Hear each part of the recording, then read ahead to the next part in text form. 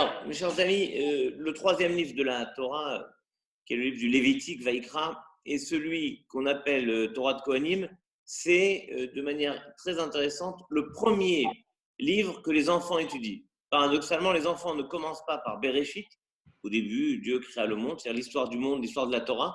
Ils commencent par ce troisième livre, et on explique que c'est parce que les enfants sont personnes pures, et que comme les sacrifices sont la source de pureté, il est normal que ceux qui soient le plus purs.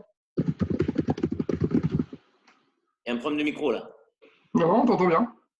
Ah ouais, parce que moi j'entends plein de bruit, c'est pas grave.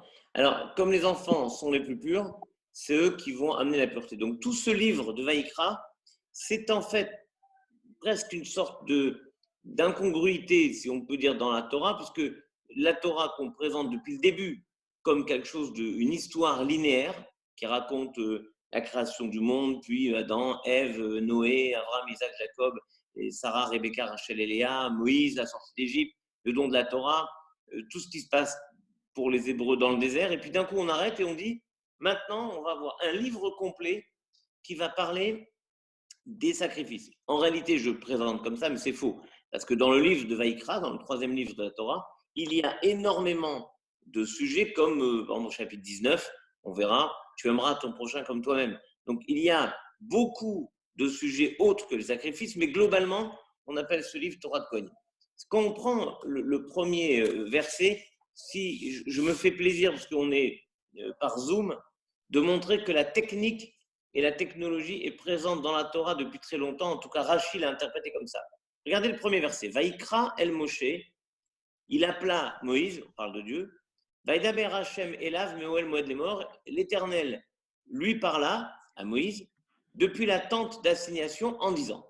Rashi dit, il appela Moïse, de point ouvrir les guillemets, la voix de Dieu, donc la voix se propageait et atteignait ses oreilles, et nul en Israël ne l'entendait.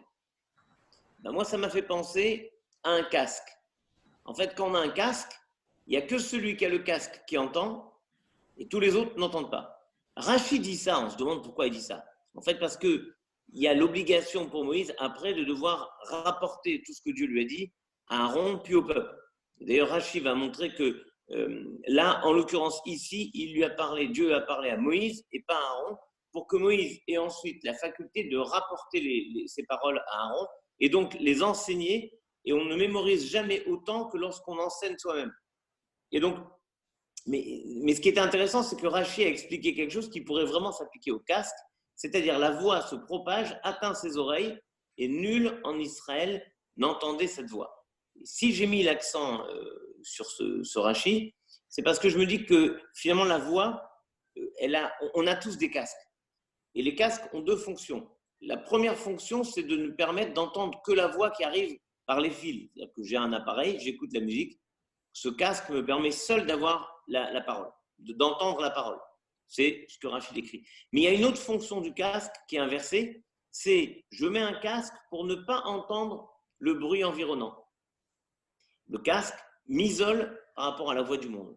Et je me dis que si on va un peu plus loin que Rachid, on peut dire qu'il y a deux façons d'avoir une voix qui se propage et qui atteigne que les oreilles. Soit parce que c'est la volonté de celui qui parle, soit parce que personne ne veut entendre cette voix. Et le moment que nous vivons maintenant est un moment assez étonnant où beaucoup de monde se pose des questions, ont des analyses, ont leur vision propre d'ailleurs de ce confinement, cet enfermement, une réhabilitation de certaines valeurs, une réorganisation des hiérarchies de la société, de ce qui est important pour nous, moins important. Et c'est une façon pour nous tous, qu'on le veuille ou non, d'enlever les casques qu'on avait sur nos oreilles pour nous empêcher d'entendre la voix du monde. La voix évidente qu'on va voir avec le verset 2.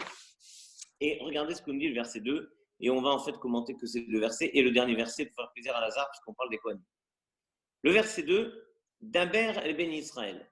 Parle aux enfants d'Israël et tu leur diras Adam qui akriv mikem, un homme, lorsqu'il approchera parmi vous Korban Lachem, une offrande à Dieu, Mina Behema, Mina Bakar ou Minatson, que ce soit un animal du gros bétail ou du menu bétail, des ovins ou des bovins, takrivu et korbanchem, vous approcherez votre sacrifice, votre offrande. Voilà le verset qui paraît très simple. Parle aux enfants d'Israël, tu leur diras, lorsqu'un homme veut offrir un sacrifice à Dieu, que ce soit un bovin ou un ovin, il approchera.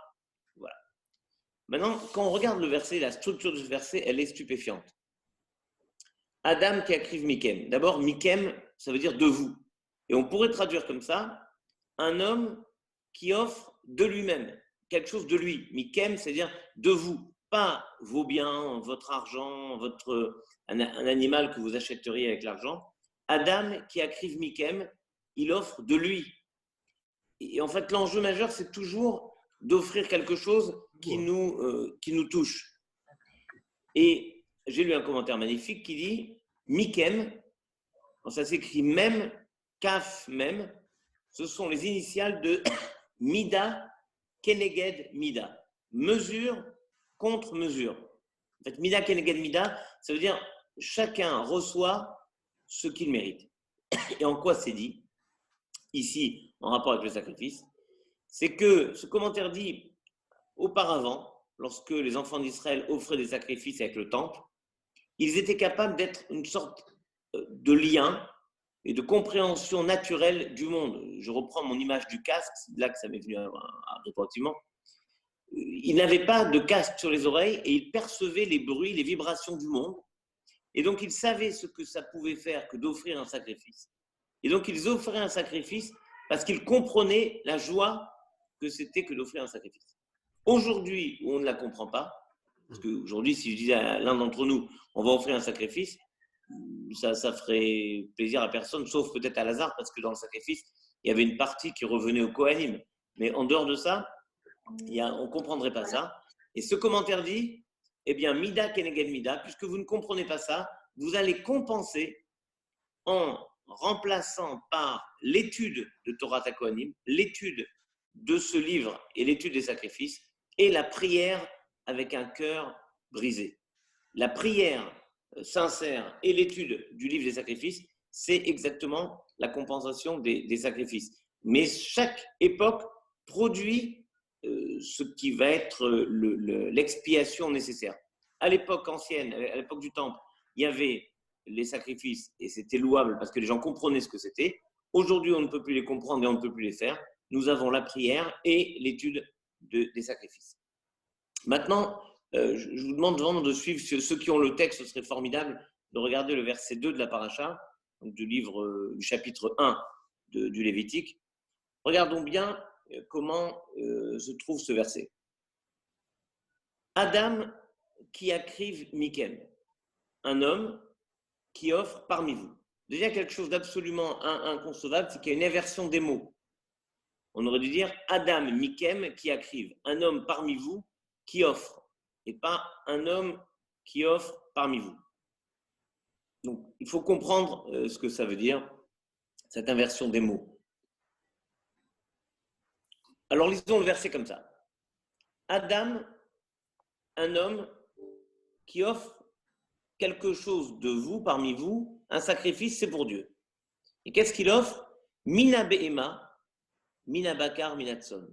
Il offre la part animale qu'il y a en lui. Ce qu'on appelle nefesh abéhémite. Il offre cette part qui va aller à la confrontation avec les autres, qui va aller à l'enfermement. Et ce n'est pas antinomique, c'est pas parce que la confrontation, c'est une forme de refus de l'humanité, et l'enfermement, c'est aussi une forme de refus de l'humanité. On le voit aujourd'hui plus que jamais. Et donc, qu'est-ce qu'il faut offrir au fond du fond? La part animale qui est en nous. Donc, on comprend que c'est beaucoup plus à l'intérieur de nous qu'il faut puiser cette volonté d'offrir un sacrifice. Et qu'est-ce que c'est la part animale? Ce sont les pulsions et c'est le Yetzer Hara. Donc, quel est l'objectif d'un sacrifice? Dès le début du Sefer Vaïkra, du livre de Vaïkra, du Lévitique, Dieu nous le dit, ce que je veux que vous fassiez dans les sacrifices, ce n'est pas simplement offrir un animal, c'est offrir en sacrifice, c'est-à-dire c'est sacrifier littéralement ce qu'il y a d'incompatible avec la vie des autres en vous. Or, nous avons toujours quelque chose d'incompatible avec la vie des autres parce que nos envies, nos désirs sont en compétition avec l'envie et les désirs des autres. Et il faut être capable d'abroger, d'oblitérer une partie de ces désirs, donc de cette âme animale, pour pouvoir laisser la place aux désirs et à la vie des autres. Le Yetzer Hara, le mauvais penchant, ce n'est pas uniquement ce qui me pousse à faire des choses mal, c'est ce qui me pousse à vouloir que mes désirs dominent les désirs des autres. Maintenant, regardez bien le verset qui est étonnant.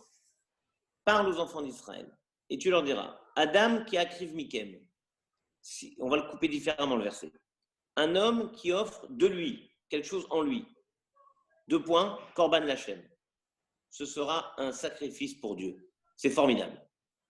Mais si vous vous contentez d'offrir mina behema, mina bakar, mina tzon, si vous vous contentez d'offrir simplement un animal, un bovin, un ovin, takrivu et korbanchem, eh bien en fait, vous allez offrir votre sacrifice, mais pas le sacrifice que Dieu attend. Et donc, ce verset nous dit quelque chose, je trouve extraordinaire, le rituel de l'offrande du sacrifice, c'est-à-dire l'animal, tout ce qu'il y a autour, c'est essentiel, mais s'il n'y a que ça, c'est uniquement pour vous faire plaisir. En revanche, si vous allez au-delà du rituel et que vous offrez quelque chose de vous, avec la pureté de votre volonté et de votre repentir, alors c'est quelque chose d'essentiel. On le voit au milieu de la paracha, lorsque Dieu va nous dire celui qui n'a pas assez d'argent pour offrir un taureau offrira un agneau, celui qui n'a pas assez d'argent pour offrir un agneau, il offrira 2 tourterelles, celui qui n'a pas assez d'argent pour offrir 2 tourterelles, offrira une assiette de farine. On voit bien que l'enjeu n'est pas ce qu'on offre, mais quelle est la motivation qui est la nôtre. C'est exactement ce que dit le verset. Si vous offrez de vous, c'est-à-dire vous transformez quelque chose en vous, c'est le sacrifice de Dieu. Et si vous contentez du rite, c'est-à-dire d'offrir un bovin, un ovin, ça reste votre sacrifice. En fait, c'est toute notre sincérité qu'on offre et c'est ça le sacrifice que Dieu attend. Maintenant, regardez bien ce commentaire que je vous propose, toujours sur le même verset et qui est assez extraordinaire de mon point de vue sur le mot Adam. Adam, c'est un mot vraiment atypique. On l'a très rarement vu, d'abord dans les sacrifices, jamais, mais on l'a très rarement vu utilisé. Il y a 4 mots pour décrire l'homme, 4. Le premier, c'est Ish. Et en général, les sacrifices, vous verrez Ish qui a fini d'air. Chaque fois, c'est Ish, un homme. Vous avez Enoch, l'humain. Et vous avez Gever, l'homme. Et vous avez Adam, 4. Quelle différence entre les 4? Ish, on peut le dire au pluriel, Ishim. Enoch, on peut le dire au pluriel, Enoshim. Gever, on peut le dire au pluriel, Geverim. Adam, il n'y a pas de pluriel. C'est incroyable, on ne dit pas Adamim, on dit rien. Il n'y a pas de pluriel pour Adam. Et donc, c'est l'une des explications sur l'étonnante dispersion de ce verset entre le début et la fin, où le début est au singulier, Adam qui akriv mikem, qui akriv, c'est au singulier, et à la fin, minatson takrivu, c'est au pluriel. Pourquoi on est passé du singulier au pluriel et pourquoi ce mot Adam? En fait, ce que Dieu nous dit, c'est qu'au-delà des sacrifices, je veux que vous soyez comme Adam, c'est-à-dire Keish Echad Belev Echad. Je veux que vous soyez comme un seul homme avec un seul cœur. Quand vous offrez un sacrifice, et regardez, parce que je ne sais pas si vous vous souvenez du débat à cause de ce tordu de Olivier Todd qui avait en janvier 2015, quand il y avait eu les grandes marches après les assassinats de Charlie Hebdo, des policiers et de l'hypercacher, on avait eu un grand débat. Qui a participé, qui n'a pas participé? Et le président Hollande, à l'époque, avait dit cette phrase magnifique: tous n'ont pas participé, tous les Français n'ont pas participé, mais tous ceux qui ont participé l'ont fait au nom de tous. Et ça, je trouve que c'est exactement la description de ce verset. Regardez. Adam qui akriv mikem, lorsqu'il y a un homme qui offre sincèrement quelque chose au nom de tous, alors Korban Lachem, son sacrifice, il est vraiment pour Dieu.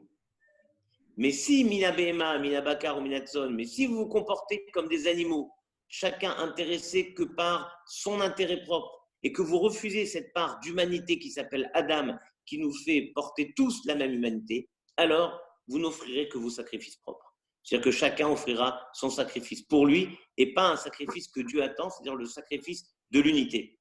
Et ça, je pense que c'est quelque chose à méditer aujourd'hui, où on est séparés, mais on peut être ensemble, et pas qu'avec Zoom, mais on peut être ensemble par des opérations qui se montent. J'en ai parlé, c'était mercredi, je crois, après le sens de la fête. Et j'ai eu par Eva confirmation qu'il y a eu beaucoup de dons sur le site pour les paniers de Pessah. Donc, retournez après, si vous pouvez, sur le site de Moadone pour les paniers de Pessah. Mais cette idée d'unité, elle est essentielle. C'est que quand on fait quelque chose, si on le fait que pour nous, on se prive nous-mêmes de cette sorte d'universalité. En revanche, même si une seule personne fait quelque chose pour tout le monde, alors c'est quelque chose d'extraordinaire et c'est quelque chose qui est partageable, utilisable par tout le monde. Enfin, je vous l'ai dit, je conclurai avec le verset 26 du chapitre 5, qui est le dernier verset de la paracha. Donc on parle de tous les sacrifices qui existent, le Hacham, le Hola. On a débuté d'ailleurs par le Hola. Vechiper alava Kohen, lifna Hashem venis lachlo. Le Kohen fera sur lui une kapara, une propitiation, c'est-à-dire il pardonnera en quelque sorte devant l'Éternel, l'ifne Hashem, venis lachlo, et il lui sera pardonné. Pourquoi il faut attendre que le Kohen fasse quelque chose pour nous, pour qu'on soit pardonné? On aurait pu imaginer, on a fait un sacrifice, on a fait un repentir, le pardon est évident, c'est logique. J'ai fait le rite, donc le rite doit opérer sur moi, je dois être pardonné. Pourquoi il y a besoin que le Kohen vienne? De la même façon que, on le verra plus tard, lorsqu'il y a la plaie de Tsaraat, la plaie de la lèpre, notamment sur une personne ou sur une maison, il faut que le Kohen vienne et dise Tahor ou Tamé. Le Kohen vient et dit c'est pur ou c'est impur, et on attend cette parole du Kohen pour définir les choses. Pourquoi il y a ce besoin du Kohen?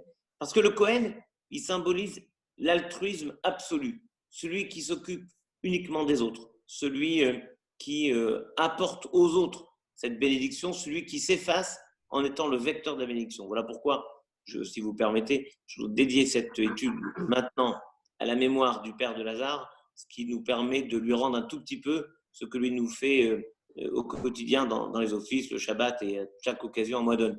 Mais il y a besoin d'avoir quelqu'un qui, de manière désintéressée, nous dit « tu es pardonné », pour qu'on puisse avoir la certitude que ce que nous avons fait nous transforme. Et c'est peut-être l'essentiel de cette paracha. Les sacrifices sont quelque chose d'essentiel, et pourtant le peuple juif s'en est passé. Comment il a fait? Il a remplacé ces sacrifices par l'intensité de la prière et par la capacité à donner, prendre de soi, mikem, et le donner aux autres, c'est-à-dire considérer que je ne suis pas le centre du monde et que tout doit être tourné vers moi, mais je suis aussi au service des autres. Et si on arrive à faire ça, alors on sait que ce qu'on fait, quel que soit l'acte, il n'y a pas besoin d'offrir un sacrifice pour que ce soit sacrificiel au sens que ce soit quelque chose qui ressemble à un korban, c'est-à-dire qu'est-ce que c'est un korban? Revenons à l'étymologie du mot, les karev, ça rapproche de Dieu. Et donc je peux vous donner en conclusion ma théorie de cette paracha que je dédie donc comme je vous dis à Lazare, parce que c'est un peu ce que fait le Kohen quand il nous bénit, c'est que chaque fois qu'on se rapproche d'un homme, de Adam, de quelqu'un d'autre, alors on sait qu'on se rapproche de Dieu. Voilà ce que je voulais partager avec vous. Et maintenant, je suis à l'écoute de toutes vos questions. Bon, tu as quelque peu répondu. Tu disais tout à l'heure que le sacrifice moderne, c'était d'avoir une prière avec un cœur brisé et aussi être capable de sacrifier ce qui est incompatible avec la vie des autres. On avait une question de viewer qui disait est-ce que le sacrifice moderne aujourd'hui, en fin de compte, c'est la tzedaka? Je pense que oui. La tzedaka, c'est une façon de prendre mikem, de nous, de vous, et de le dédier aux autres. Dans le sacrifice, à part le sacrifice Ola, et encore, il faudrait demander au grand rabbin Gage, mais je crois que dans le Ola, donc qui est un holocauste, le sacrifice ne brûlait pas entièrement. Normalement, il brûle entièrement, mais je crois me rappeler que la peau allait au Kohanim. Parce qu'on dépeçait d'abord l'animal, on prenait la peau, et la peau, les Kohanim le gardaient. Donc, il y a toujours dans le sacrifice quelque chose qui est donné aux autres, toujours. Et c'est d'ailleurs ce qui va expliquer que la Gemara dans le traité, c'est dans Avodah Zarah, et ça doit être 73 en bas de la page, ça c'est sûr, et donc je dirais au feeling A, 73A. La Gemara dit, lorsqu'un idolâtre veut faire un sacrifice de remerciement, on lui fait offrir un hola, un holocauste. Pourquoi?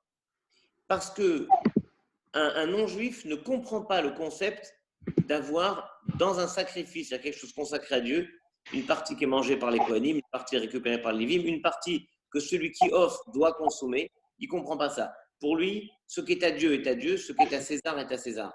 En gros, si on dit que quelque chose est à Dieu, alors c'est à Dieu. On peut pas. Et si on dit que c'est aux hommes, c'est aux hommes. Il n'y a pas ce mélange entre le spirituel et le matériel, que nous, on vit parfaitement. Parce que nous, on prend un objet, on récite une bénédiction dessus, et cet objet devient sacré. Et on le mange. Donc, oui, quand on offre de l'argent, la tzedaka, à ceux qui en ont besoin, c'est une forme de sacrifice, évidemment. On a une question terrible de Franck Jamy qui demande si on peut entrevoir comme une part de sacrifice expiatoire au nom de tous les victimes du drame que l'on vit aujourd'hui. Alors, je lui réponds, Semseleno. Non, je pense pas qu'il faille étudier ça comme ça, parce que si quelqu'un osait dire ça sur les morts de certaines périodes de notre histoire, on lui casserait la tête. Je pense qu'il faut considérer que chaque décès, c'est un échec de nos systèmes de santé, que c'est beaucoup de choses, mais on ne peut pas, nous, arriver et expliquer de manière spirituelle les décès comme une capara. On le dit pour les grands sages. Un grand sage qui disparaît, c'est une forme de capara pour sa génération.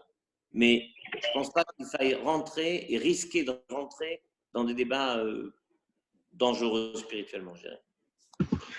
On a une question de Nissim Natal qui demande si c'est pas un lien avec la paracha, mais est-ce qu'on peut faire un parallèle entre le confinement qu'on vit aujourd'hui et l'époque où Noach était sur son bateau sans savoir quand va arriver la fin du voyage? Oui. Oui et non. Oui, parce que c'est le confinement. Sans vraiment, c'est pas la même chose. Lui, toute l'humanité disparaît. Il est l'humanité. Ça fait quand même une grande différence. Et puis, il n'y avait pas les magasins dehors, il y avait pas, et il n'avait même pas le droit de faire du footing 1 heure autour de l'arche. À la limite de la natation, je ne sais pas, mais je n'y crois pas. En revanche, oui, cette question d'enfermement, on voit que qu'est-ce qu'il a fait pendant ce temps d'enfermement? Il s'occupait des autres. Il s'occupait des animaux. Du matin au soir. Et quand un jour, la Gemara, c'est le Midrash qui rapporte ça, mais c'est dit par le Gemara, quand un jour il a eu un peu de retard pour nourrir le lion l'a blessé. Donc, on voit que lui, qu'est-ce qu'il a fait dans le confinement? Il s'occupait des autres. C'est, je crois, une grande leçon pour nous. On doit aussi s'occuper des autres. Je vois, moi, chacun à son niveau. Mais par exemple, je sais pas, une comité de province me dit on n'arrive pas à nous faire livrer de la viande, je me débrouille pour qu'on leur livre de la viande. Et nous, quand on n'a pas des gens seuls, on sait que j'ai un gars que je connais qui est seul à Lyon, j'ai appelé le rabbin de Lyon pour s'occuper de lui. Donc, on a, en fait, toutes les informations, on les a de manière parcellaire. Ce qu'il faut, c'est passer ce lien. C'est une question cette fois-ci de moi, c'est l'avantage d'être animateur. Est-ce qu'on peut aussi faire, pardon, que tu me parles de ça, je rajoute qu'on pourrait aussi, parce que j'ai dit à la mémoire, faire pour la réfoua chez les mains de tous les malades. Parce qu'on a quand même des malades. Stéphane est rentré chez lui, ça c'est la bonne nouvelle. Mais il y en a qui sont encore malades, qui sont seuls. Voilà, qu'on puisse avoir de bonnes nouvelles de guérison de tout le monde. Merci. Une question justement sur le verset que tu commentais, le verset 2 de Vaïkra. Est-ce qu'on ne peut pas y voir aussi un guide des sacrifices en lien avec l'épisode de Caïn et Ével? On voit Ével qui donne avec cette envie, ce cœur de donner avec les premiers-nés de son troupeau, et Caïn qui, on a l'impression, a l'air complètement de prendre les premiers fruits qu'il trouve sans vraiment y aller avec le cœur.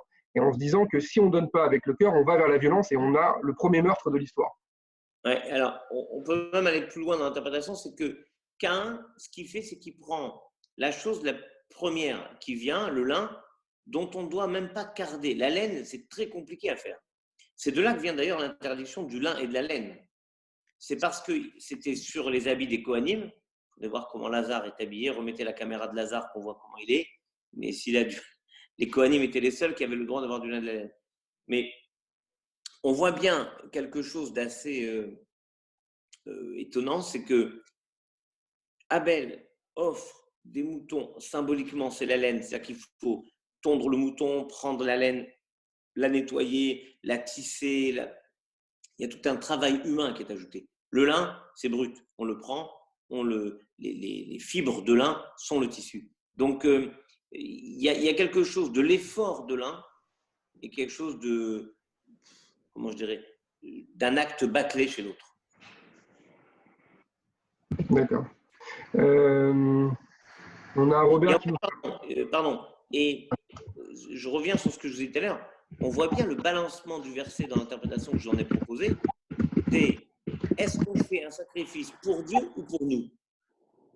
Vous voyez, c'est la question de la tzedaka, par exemple. Est-ce qu'on offre? Voilà pourquoi nous, à Moadone, en général, on fait discret. J'annonce les dons à la Torah, mais on fait relativement discret. Parce que l'enjeu n'est pas d'offrir quelque chose qui, pour nous, soit pour en tirer une gloriole, soit pour se faire plaisir. L'idée, c'est d'offrir quelque chose de l'Hachem, c'est-à-dire pour l'Ishma. L'Hachem, c'est pour Dieu, mais c'est-à-dire l'Ishma pour l'objectif qui est voulu. On veut aider les personnes, ce serait presque salir ce don que de l'entacher d'une once d'orgueil ou d'une once de Shofunianas. Okay. Robert nous demande, il dit, il n'y a pas de pluriel à Adam, mais on a bien une expression Béné Adam. C'est quoi la différence? Oui, mais il n'y a pas marqué Béné Adamim. Béné Adam, les enfants de l'homme, mais de l'homme, il est au singulier toujours. Cherchez, monsieur le grand bain, demandez au grand bain Gage, je remets le micro du grand bain Gage, s'il te plaît. Demande-lui. On a une Rav Gage, on vous écoute. Oui, oui. Qu'est-ce que vous pensez? Effectivement. Ça n'existe pas, Adam au pluriel. Non, c'est impossible. Voilà. Impossible parce que tout tourne autour de Adam. C'est pourquoi ce sacrifice, c'est Adam. Quand on parle du sacrifice, quand on arrive à Vaïkra et qu'on dit Adam Mikem, Adam qui a créé Mikem, Korban Hashem, on a là tout le programme de l'humanité tout entière à travers Adam qui va se retrouver dans Israël. Il va se retrouver dans la fonction d'Israël en tant que Ben Bechor. C'est-à-dire, on a un aîné que quand on est au milieu d'une famille. Ouais. Israël, sa présence, ça veut dire la famille humaine.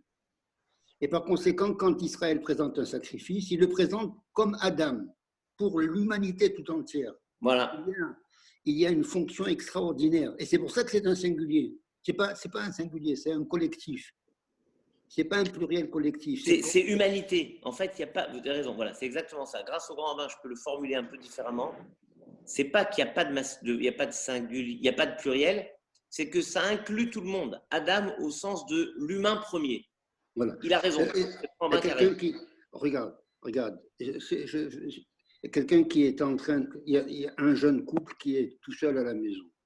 Et ils se sont mis à chanter, et ils se sont mis à se déguiser et n'étant plus eux-mêmes. Alors je leur ai dit, écoutez, vous êtes impatients, vous vous transformez, vous cherchez à vous évader, alors qu'en réalité, vous avez un paradis extraordinaire, vous êtes tout seul. Regardez, rappelez-vous, Adam et Hava, ils étaient tout seuls dans le monde. Comment ils ont fait pour pouvoir résister? Bim boum. Et aujourd'hui, on est tous des Adam tout seuls. En réalité, on n'est pas des Adam tout seuls. La force que nous avons aujourd'hui, c'est qu'on a fait le chemin de Asher bara Elohim la'asot. On a construit le monde. On a les moyens que nos parents n'avaient pas. On a une chance extraordinaire, c'est qu'on prouve à Kadosh Baruch Hu qu'il a vraiment bien parié avec l'homme et qu'il lui a donné l'intelligence. C'est la première bénédiction que l'on fait. C'est-à-dire, la grande aventure, c'est que Dieu fait confiance à l'homme. Il faudrait que l'homme ait confiance en Dieu. Et on a passé tellement d'épreuves. On est passé de situation en situation, et ceux qui ont vécu les drames que nous connaissons dans l'humanité, je ne veux pas refaire l'histoire, ils ont trouvé des solutions. Aujourd'hui, nous sommes devant un problème, semble-t-il, sans solution, alors qu'en réalité, c'est encore une épreuve. Il faut sortir de cette épreuve. Et Dieu, Akash Baruch Hu, nous fait confiance. Et la paracha de cette semaine nous le rappelle. Tu l'as si bien dit. Voyez, il y a un petit aleph. Et c'est un aleph de Adam. Parce qu'il y a un petit aleph ici. Et dans l'histoire de l'humanité, dans les chroniques, Le Adam, il est grand. C'est-à-dire, à la fin du temps, le Aleph deviendra un grand Aleph. Et pour pouvoir devenir un grand Aleph, il faut d'abord être un petit Aleph. Et Moshe Rabbeinu, étant panim el panim, étant en face à face avec Dieu, donc il a atteint la connaissance la plus extraordinaire. La meilleure preuve, c'est qu'il pouvait parler avec Dieu. Il savait les solutions. Mais Akash Baruch Hu lui dit, reste à côté de moi. Dis aux Israël de retourner chez eux, chacun dans sa maison, chacun à son niveau, chacun avec sa famille. Chacun doit faire l'expérience de Adam. Et Moshe Rabbeinu reste avec Dieu, c'est-à-dire il reste comme étant un otage pour pouvoir prier pour le Ham Israël et pour le monde. Et en même temps, il a la connaissance. Il sait que dans la Torah, il y a une science extraordinaire qui est Hine lefanecha ha'hayim ve'atov ha'mavet ve'hara. Kadosh Baruch Hu ne cache pas qu'il y a la mort et la vie. Kadosh Baruch Hu dit vraiment, c'est devant toi. Mais je te dis, ne cherche pas trop. C'est Maïmonide qui le dit. Si l'homme avait consacré toute sa vie à chercher le bien, sans savoir où il était, il n'aurait pas fait assez avec 120 ans. Et l'humanité n'a pas assez avec 5500 et quelques pour pouvoir 7 ans, pour arriver à la connaissance réelle. Mais Akash Baruch Hu nous montre le chemin. Il nous dit, Ubaharta Bahayim, essaye de te frayer un chemin et tu as la solution. Et cherche-la. C'est vrai qu'il y a entre-temps des personnes qui s'en vont, mais ce n'est pas mirkre. Voyez, Moshe Rabbeinu, il dit, attention, il faut garder ta modestie et ne crois pas que c'est hasardeux tout ça, qu'il n'y a rien dans le monde. Il faut transformer ce mirkre, keri, cette chose qui est accidentelle et que l'on croit que c'est le sort, il n'y a pas de pilote dans l'avion. En réalité, c'est yakar be'ene Hashem. Il faut savoir le servir en élevant le débat au niveau le plus haut et devenir meilleur. Et c'est ce que tu as si bien dit tout à l'heure en disant Adam mikem ki yakrib. C'est-à-dire, c'est l'humanité tout entière qui est en toi, mais chacun à son niveau. Voilà. C'est chaque Adam mikem. Parmi vous, il y a toujours un Adam. Aujourd'hui, on est comme privé de pouvoir faire quelque chose. Il y a les médecins, il y a les infirmières, il y a les livreurs, il y a tous ceux qui participent à faire que nous puissions être enfermés. Et nous, alors qu'est-ce qu'on fait? Tu le fais si bien. Tu remontes le moral aux uns et aux autres et tu leur dis qu'il y a un chemin encore à parcourir. C'est ça le petit Aleph dans l'appel de Dieu, et rappeler à chacun que Adam mikem ki yakrib mikem. C'est-à-dire qu'il faut arriver à faire en sorte de réaliser l'homme. Et alors, c'est quelque chose d'extraordinaire. Dans chaque génération, il y a eu un homme. Et il y a un Aleph de Adam et un Mem de Adam. Il y a Aharon et Moshe. C'était les Mashiach de l'époque. Ils ont conduit le peuple. Quand Moshe parlait et donnait la science, et que les Bnei Israël n'arrivaient pas, et qu'il y avait des morts, parce qu'il y a toujours des morts, alors il a pris l'encens et il est passé. Il s'est mis à Isaac et l'Hachem, et il a séparé la vie de la mort. Il a montré qu'il y avait un chemin, il y avait une barrière, il y avait une protection. Il a dit aux Bnei Israël, rentrez chez vous aussi. Bon, il a arrêté. Il a freiné la Magefa. Il n'a pas tout à fait enlevé. J'ai entendu ce matin, on faisait des calculs, et on n'a pas parlé du cancer, on n'a pas parlé de la grippe asiatique, on n'a pas parlé de la grippe espagnole. Il y a eu des morts aussi. Et alors quoi? Il n'y a que ça maintenant aujourd'hui, on est fini, on est foutu, il n'y a plus rien, il n'y a plus rien à faire. Non, mais pas du tout. Il y a Aaron et Moshe dans le désert. Aaron, il est sorti avec l'encens. Il y a Esther, Esther, pardon, je termine. Ouais. Esther et Mardoché.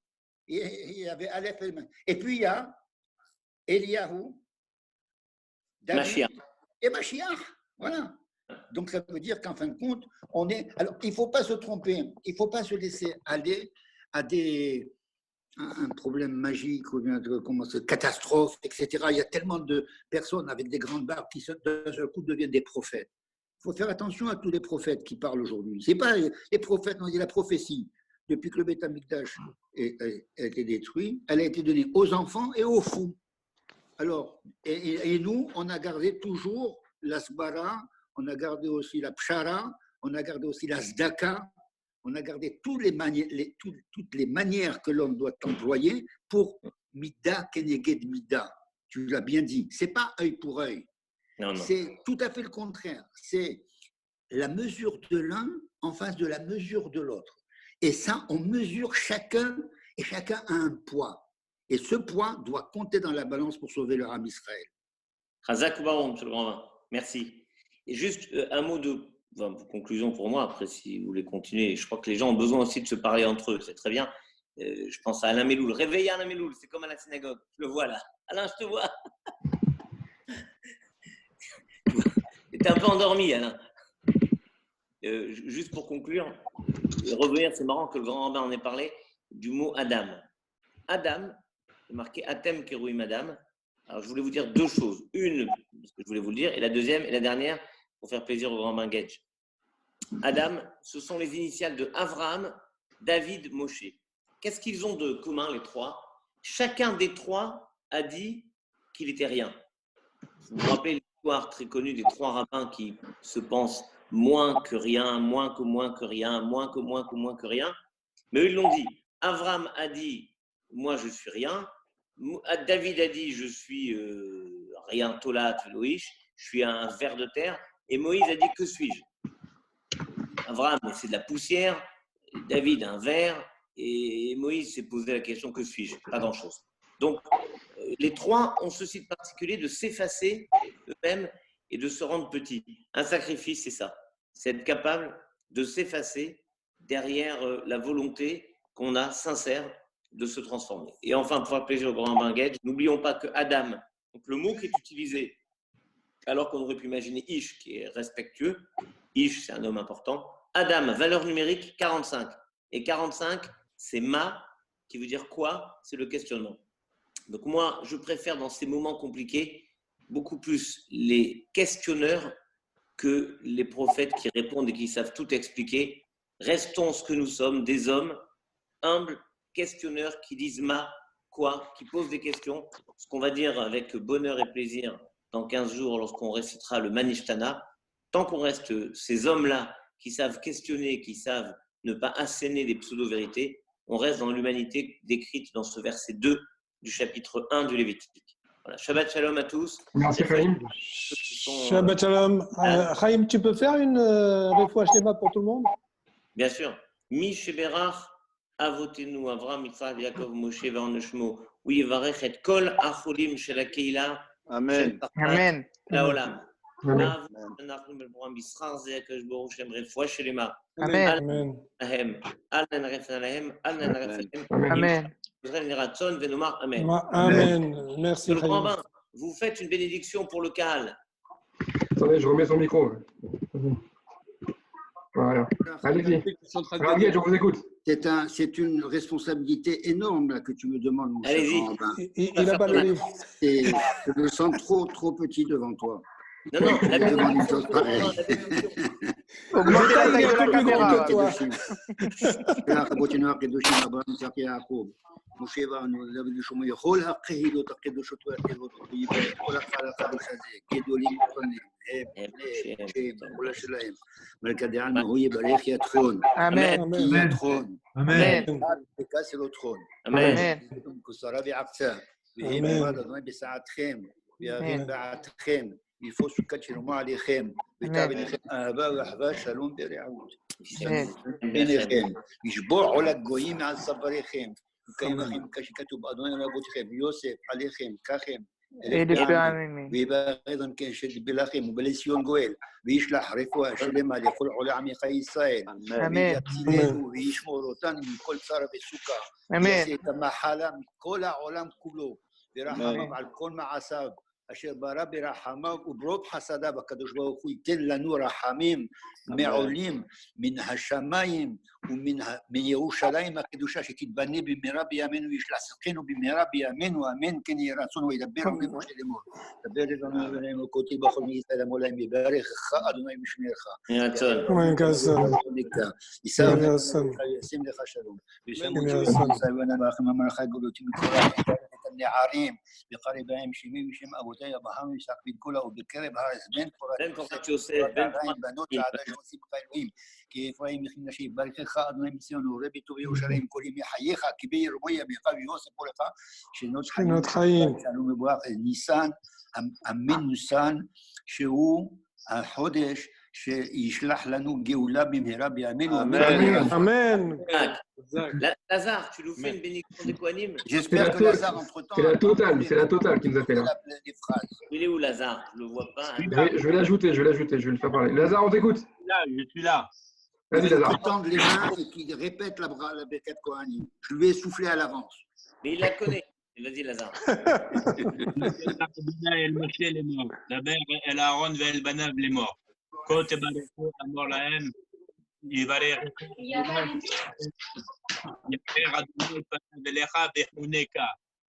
Amen. Amen. Amen. Chaim, excuse-moi, j'ai un problème là. Je t'ai dit, enfin, je ne sais pas si tu es au courant, mais l'oncle de ma femme est décédé suite au virus. Il y a l'enterrement qui est là. Et j'avais suggéré éventuellement qu'ils n'ont pas 10 hommes, ils en ont que 7 au cimetière. Est-ce qu'on peut avoir 3 qui fassent Kaddish par Zoom ou non, Non. Ça ne fonctionne Non. pas. Non, on ne peut pas. Mais pourtant, ce que je ne comprends pas, c'est que le minyan de Marseille qui se réunit sur Facebook, le Rav de Marseille, a dit on peut répondre au Kaddish et on peut répondre à la Kedusha qui est en direct. Oui. Parce que sur place, ils font 10. Oui, quand ils sont sur place, 10. Parce que Quand ils sont sur place 10. T'as compris? Ok, j'ai compris. Merci beaucoup, Chaim. Allez, Merci beaucoup à vous. Merci à tous. On fera la semaine prochaine, si vous voulez, un cours sur le Shir HaShirim, sur quel lien entre Pessah et le Shir HaShirim. Et vous verrez que dans le Shir HaShirim, on a des réponses qui peuvent nous aider à passer des fêtes correctement. Donc, si ça vous intéresse, on fera un cours là-dessus la semaine prochaine.